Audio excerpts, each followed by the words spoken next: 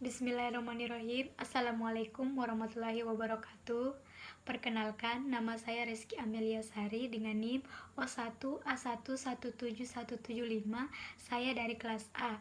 Baik, video kali ini saya buat untuk menyelesaikan tugas mata kuliah saya UTS Biokimia Farmasi. Baik, langsung saja saya akan menjelaskan beberapa dari soal di PPT saya. Untuk yang pertama yaitu saya akan menjelaskan istilah glikolisis. Glikolisis berlangsung di dalam sitosol semua sel. Lintasan katabolisme ini adalah proses pemecahan glukosa menjadi 1 asam pirufat pada suasana aerob atau tersedianya oksigen, 2 asam laktat pada suasana anaerob atau tidak tersedianya oksigen. Glikolisis merupakan jalur utama metabolisme glukosa agar terbentuk asam pirufat. Selanjutnya asetil CoA untuk dioksidasi asam siklus asam sitrat atau siklus Krebs. Selain itu, glikolisis juga menjadi lintasan utama metabolisme fruktosa dan galaktosa.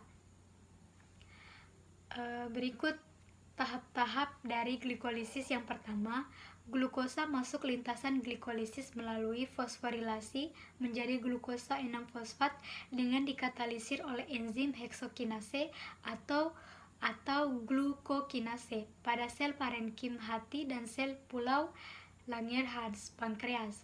Proses ini memerlukan ATP sebagai donor fosfat. ATP bereaksi sebagai kompleks Mg-ATP. Terminal fosfat berenergi tinggi pada ATP digunakan sehingga hasilnya adalah ADP. Sehingga reaksi ini disertai kehilangan energi bebas dalam jumlah besar berupa kalor, sehingga dalam kondisi fisiologis dianggap irreversibel. Heksokinase dihambat secara alosterik oleh produk reaksi glukosa 6-fosfat. Yang kedua, glukosa 6-fosfat diubah menjadi fruktosa 6-fosfat dengan bantuan enzim fosfoheksosa isomerase dalam suatu fraksi isomerasi aldosa ketosa. Yang ketiga, fruktosa 6-fosfat diubah menjadi fruktosa 1,6 bifosfat dengan bantuan enzim fosfofruktokinase. Fosfofruktokinase merupakan enzim yang bersifat alosterik sekaligus bisa diinduksi, sehingga berperan penting dalam laju glikolisis. Dalam kondisi fisiologis, tahap ini bisa dianggap irreversibel. Reaksi ini memerlukan ATP sebagai donor fosfat. Yang keempat, fruktosa 1,6 fosfat dipecah menjadi 2 senyawa triosa fosfat yaitu gliseraldehyde 3 fosfat dan dihidroks. Semua organisme dapat mensintesis asam lemak sebagai cadangan energi jangka panjang dan sebagai penyusun struktur membran. Pada manusia, kelebihan asetil CoA dikonversi menjadi ester asam lemak. Sintesis asam lemak sesuai dengan degradasinya atau oksidasi beta.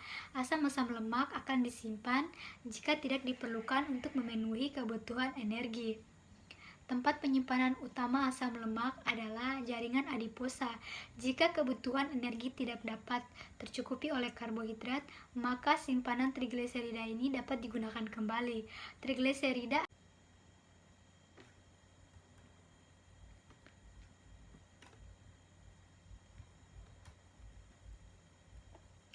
selanjutnya yaitu bagian yang kelima.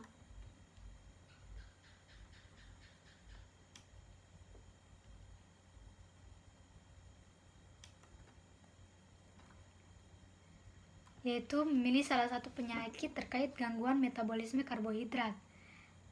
Di sini ada diabetes mellitus.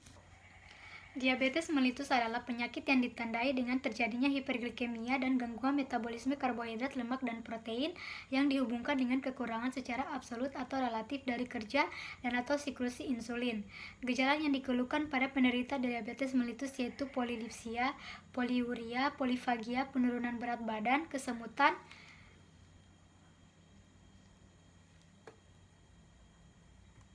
dan kesemutan. Diabetes mellitus tipe 2 merupakan penyakit hiperglikemia akibat insensitivitas sel terhadap insulin. Kadar insulin mungkin sedikit menurun atau berada dalam rentang normal karena insulin tetap dihasilkan oleh sel-sel beta pankreas. Maka diabetes mellitus tipe 2 dianggap sebagai non-insulin dependen diabetes mellitus. 6,9 Diabetes mellitus tipe 2 adalah penyakit gangguan metabolik yang ditandai oleh kenaikan gula darah akibat penurunan sekresi insulin oleh sel beta pankreas dan gangguan fungsi insulin.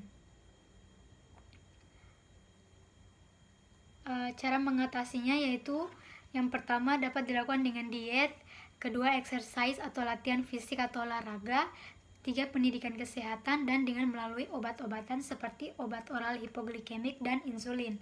Pencegahannya dapat berupa pencegahan primer, pencegahan sekunder, pencegahan tersier,